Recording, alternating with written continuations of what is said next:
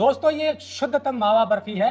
दिवाली पर अगर आपको मिठाई खानी है तो ऐसी खानी चाहिए। दिवाली पर बहुत मांग रहती है मिठाइयों की, लेकिन आपको जानकर हैरानी होगी कि दिवाली पर जितनी मिठाइयां बनती हैं, विशेषकर मावा बर्फी, उनके लिए जो मावा चाहिए होता है वो रेडीमेड इतना मिलता है बाजार में, जितना चाहो वो ले लो। लेकिन मावा बनता है दूध से, और दूध की इतनी उपलब्धता नहीं है जितना मावा बन रहा है। हमारी कोशिश ये है कि जो भी खाने पीने की चीजें बनाते हैं वो शुद्ध बनाएं, ताकि खाने वाले को भी शुद्ध चीजें मिले। इसी कड़ी में हम लोगों को जागरूक करने के लिए ये दिखाते हैं कि शुद्धतम चीजें कैसे बनती हैं। मेरे सामने आप ये जो बर्फी देख रहे हैं, ये भारत की शुद्धतम मावा बर्फी है। इस वीडियो में आपको दिखाएंगे कि ये मावा बर्फी कैसे तैयार होती है, शुरू से लेकर आखिर की प्रक्रिया, और ये शुद्ध कैसे है और बाजार में कैसी मिलती है, इसके बारे में डिटेल में बताएंगे मेरे साथ उपस्थित सोमवीर बुरा जी। ये हरियाणा में भिवानी जिले के रोढ़ा गांव के रहने वाले हैं और पिछले कई सालों से मिठाई बनाने का काम कर रहे हैं, दूध का काम करते हैं। इन्हें दूध की भी गहरी जानकारी है और मिठाई कैसे शुद्ध बनती है इसकी भी जानकारी है। दिवाली का समय आ रहा है, ऐसे में आपको ये पता होना चाहिए कि आप जो मिठाई खा रहे हैं वो कितनी शुद्ध है। तो चलिए शुरू करते हैं। टेक्निकल फार्मिंग चैनल को सब्सक्राइब करें और बेल आइकन भी दबाएं, ताकि आगे आने वाले वीडियो की नोटिफिकेशन आपको मिलती रहे। सोमवीर जी नमस्कार। नमस्कार कुलदीप जी। सोमवीर जी, ये तो मावा बर्फी बनाई है आपने जी सर। ये मावा खुद यहाँ निकाला है आपने जी। और बनाई है जी। तो जो प्रक्रिया आमतौर पर जो शुद्ध बर्फी बनाने की है, क्या वो यही है कि पहले मावा निकलेगा फिर उससे बर्फी बनेगी? जी यही है। मैं आपको बता दूं कि यहाँ मैंने आज सुबह अपने सामने ये मावा बर्फी बनवाई है, ये देखने के लिए कि कितने दूध में कितना मावा निकलता है, कितना मीठा डलता है और बर्फी कैसा कलर आता है। जी हाँ, कलर भी इंपॉर्टेंट रोल प्ले करता है। मैं आपको बता दूं, मार्केट में ज्यादातर आप देखेंगे ऑफ व्हाइट या व्हाइट कलर की बर्फी मिलती है मावा की, लेकिन वो असली कलर नहीं होता। आपको कलर जो है, जो आइडियल कलर है, वो ये कलर होता है मावा बर्फी का। अब मैं आपको शॉर्ट में बता दूं कि मावा कैसे तैयार होता है, ये बर्फी कैसे तैयार हुई। सबसे पहले दूध लिया जाता है, शुद्ध दूध होना चाहिए। गाय के दूध से भी मावा निकलता है, भैंस के दूध से भी निकलता है। दूध को जब गर्म करते हैं, कंडेंस करते हैं एक सर्टेन टेम्परेचर पे, पीछे आप ये कढ़ाई देख रहे हैं, इसमें घुमा करके शॉर्ट में आप देख रहे होंगे, इसको कई देर तक गर्म कर किया जाता है, घूमता रहता है, दूध रोटेट होता रहता है और धीरे धीरे कंडेंस होता जाता है, पानी उड़ जाता है। 1 लीटर दूध में 70% करीब पानी होता है, 10% के करीब फैट होता है, 20% सॉलिड पार्ट होता है, जिससे दूध पाउडर भी बनता है। इस तरह मोटा मोटी 1 लीटर दूध में 30% सॉलिड पार्ट होता है, लेकिन जब इसको गर्म करते हैं तो थोड़ा सा पार्ट और कम हो जाता है। अब सोमवीर जी से जानते हैं कि भैंस के दूध में कितना मावा निकलता है और गाय के दूध में। सोमवीर जी, अगर दूध की बात करें, मावा यदि आपने जैसे यहाँ तैयार किया तो कितने भैंस के दूध में कितना मावा निकलेगा? सर भैंस के दूध में 4 किलो दूध में 1 किलो मावा लगभग निकल आता है। 4 किलो दूध में 4 किलो दूध में। और गाय की बात करें तो? अब गाय की बात करें तो गाय में निकलेगा जी 6 से 7 किलो। 6 से 7 किलो दूध में 1 किलो मावा निकलेगा जी। तो ये है रेशियो भैंस के दूध की और गाय के दूध की। ये मावा जब तैयार हो जाता है, जैसा आप शॉर्ट्स में देख रहे हैं, फिर इसमें मीठा डाला जाता है। मार्केट में आपको चीनी डली हुई मिठाइयाँ मिलती हैं, कितना मीठा डलता है? सर मार्केट में तो मीठा बहुत ज्यादा डलता है। मान लीजिए 1 किलो खोआ है तो रेशियो में कितना? मार्केट में तो 1 किलो खोए में 500 से 600 ग्राम डाल देते हैं। 500 से 600 ग्राम चीनी डल जाती है। जी जी जी। अभी आपको हम बताएं कि हमने ये जो बर्फी बनवाई है, ये खांड में बनवाई है, देसी खांड में शुद्ध बर्फी। हमने देखना चाहा कि खांड में कैसे बनती है। खांड ऐसा मीठा है जो लोग पसंद कर रहे हैं, चीनी को अवॉइड करते हैं, तो खांड में भी यही कलर आया है, ये देखिए आप जो है। और टेस्ट चीनी वाली का थोड़ा सा बेटर समझते हैं, लेकिन अगर क्वालिटी के कोई कदरदान है तो वो खांड को प्रेफर करते हैं। तो अगर सही मीठे की बात करें तो कितना होना चाहिए 1 किलो खोआ में? देखो सही मीठे की बात करें तो 300 से 400 ग्राम। 300 से 400 ग्राम 1 किलो मावा में 1 किलो मावा में मीठा डलना चाहिए। जिसको थोड़ा ज्यादा मीठा चाहिए वो 400 ग्राम, हाँ। नॉर्मल मीठा चाहिए वो 300 ग्राम। तो इतना मीठा 1 किलो मावा में डलता है। तो इस तरह से अब हमने क्या किया कि 15 लीटर दूध लिया यहाँ, उस 15 लीटर में कितना मावा निकला वो भी आप देख लीजिए। वो दूध हालांकि गाय और भैंस का मिक्स दूध था, तो उसमें 15 लीटर में कितना मावा निकला है? 15 किलो दूध में 2 किलो 900 ग्राम मावा निकला है। और ये अपना दूध था गाय और भैंस का मिक्स था जी। और इसमें मीठा कितना मिलाया? इसमें मीठा मिला दिया हमने 900 ग्राम, यानी कि 1 किलो के हिसाब से 1 किलो के हिसाब से 300 ग्राम। 1 किलो मावा के हिसाब से 1 किलो मावा के हिसाब से 300 ग्राम मीठा। लेकिन बाद में इसको दोबारा गर्म करते हैं तो मावा और कम हो जाता है। दोबारा गर्म करते हैं तो हमने जो पहले मावा निकालते हैं वो लूज निकालते हैं, और जब इसमें मीठा मिलाया जाता है उसके बाद में इसको दोबारा से मेथड किया जाता है, तो इसमें इस जो मॉइस्चर है वो और निकल जाता है, तो मावा कम हो जाता है। ये मान के चलो 2.5 किलो मावा बैठेगा, जो 2 900 था तो 400 ग्राम इसकी नमी और कम हो जाएगी। तो यानी कि मिक्स था इसलिए 2.5 किलो 15 किलो में निकला जी। और अगर भैंस का अकेले का होता तो ज्यादा वो ज्यादा निकलता। तो इस तरह से तो रेट फिर अगर कैलकुलेट करें दूध का रेट और मीठे का और गैस का रेट और हलवाई का, तो ये कॉस्टिंग तो ज़्यादा चली जाती है, लेकिन मार्केट में तो जितनी कॉस्टिंग आती है उससे सस्ता पड़ जाता है। अब मार्केट का तो कुलदीप जी क्या बताऊं क्या चल रहा है, ये तो आपके सामने है।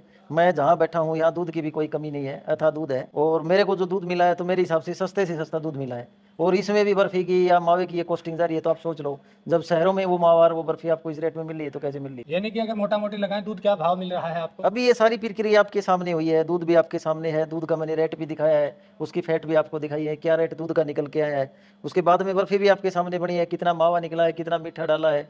तो मान के चलो भैंस का दूध आता है जी 70 रुपये किलो के लगभग अवरेजन, और गाय का दूध आता है जी 45 रुपये किलो अवरेजन। तो हमारा गाय और भैंस का मिक्स था, तो हमारे दूध की एवरेज आ रही थी 60 रुपये किलो के लगभग। हमने जो अभी आपके सामने जो दूध की टेस्टिंग की थी उसका जो भाव निकाला था वो 60 रुपये किलो निकल के आ रहा था। अभी 15 किलो हमने दूध लिया था, 60 रुपये किलो के भाव का दूध था। मावाई आपके सामने है, क्या निकला है, कितना निकला है, मीठा आपके सामने डाला है। 400 रुपये को क्रॉस कर जाती है जी बर्फी यहाँ। उसके बाद में हमारा तो अलग रह गया, दुकानदार क्या अपना मार्जिन लेता है वो तो मार्केट का फंडा है, कैसे क्या मिलता है, लेकिन कॉस्टिंग 400 से ऊपर चली जाती है। अभी आप मार्केट की क्या बात करोगे, मार्केट में तो मावा 150 रुपये किलो में भी मावा मिलता है। अभी लोग 150 रुपये के किलो का मावा खा के ये मानते हैं कि हमने मावा की बर्फी खा ली। तो ये जो मार्केट में मावा मिलता है, जो जी। थोक के भाव में मिलता जी, है, वो तो काफी सस्ता मिलता है। कुलदीप जी मार्केट का तो क्या बताएं, मार्केट में तो 120 रुपये किलो मावा भी मिलता है, 130 रुपये भी, 150 रुपये भी मिलता है। अभी उसके बाद में आपको 15 लीटर दूध में मावा भी निकाल के दिखा दिया कितनी क्वांटिटी में निकला है, ये तो ऑन रिकॉर्ड कैमरा के सामने आपने बनाया है।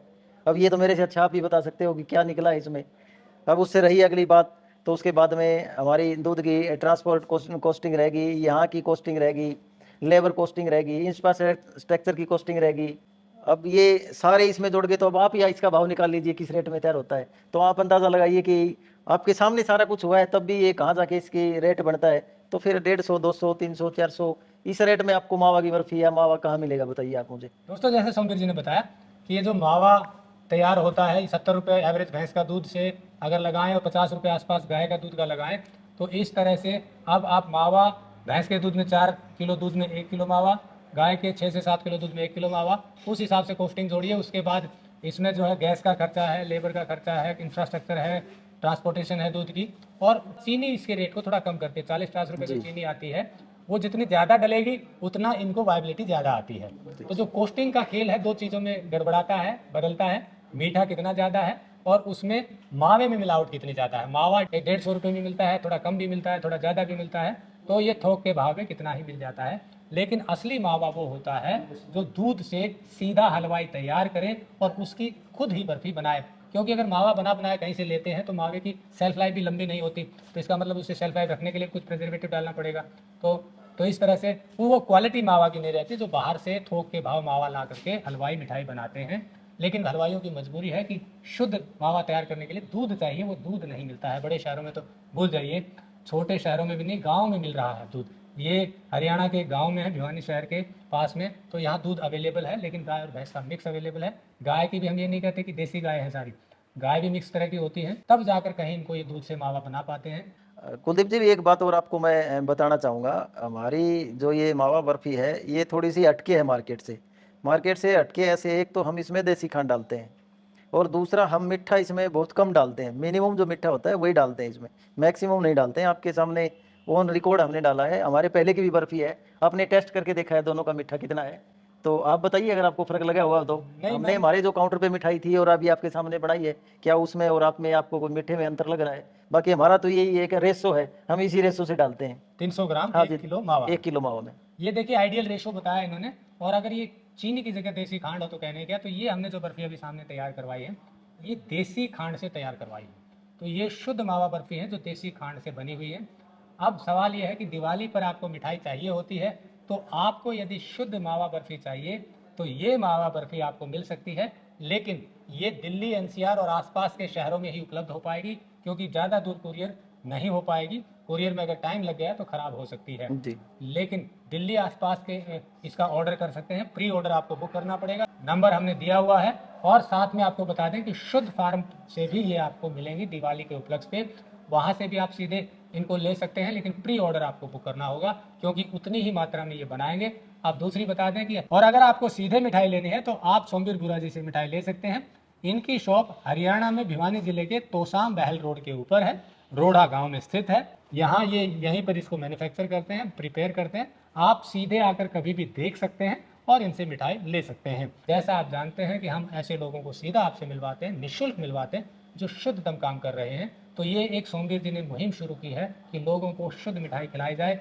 कलर वाली बात और रह गई, मैं आपको बता दूं, ये कलर इसलिए आता है मटमैला क्योंकि इसमें हाइड्रोसल्फाइड नहीं डाला गया, रंग काट। जी हाँ, आपको जानकर हैरानी होगी कि मिठाइयों को व्हाइट करने के लिए रंग काट डाला जाता है जो उसको क्लीन कर देता है। इसी बर्फी में यदि रंग काट डाल देंगे तो ये व्हाइट हो जाएगी। पर आपकी अज्ञानता देखिए कि आपको व्हाइट बर्फियाँ पसंद हैं। आप हलवाई से जाकर दुकान पर जाकर मिठाई लेते हैं तो ये बर्फी नहीं लेंगे आप लेंगे हाइड्रोसल्फाइड वाली क्लीन बर्फी। और मजबूरी है हलवाइयों की, मैं आपको बता दूं कि हलवाई डालकर खुश नहीं है हाइड्रोसल्फाइड, लेकिन आपको चमकीली चीज चाहिए, अज्ञानता के कारण व्हाइट चाहिए तो उन्हें हाइड्रोसल्फाइड डालना पड़ता है। इनका भी अनुभव था कि पहले कुछ इन्हें डालना पड़ता था, पर धीरे धीरे उन्होंने फिर बंद कर दिया। अब इनकी मिठाइयों में हाइड्रोसल्फाइड बिल्कुल नहीं है, प्योर मिठाइयाँ हैं। ये मुहिम आगे बढ़नी चाहिए। आपको वीडियो अच्छा लगा हो तो लाइक और शेयर जरूर करें ताकि दूसरे लोगों को भी पता चले कि शुद्ध मिठाइयाँ, शुद्ध मावा बर्फी कैसे बनती हैं।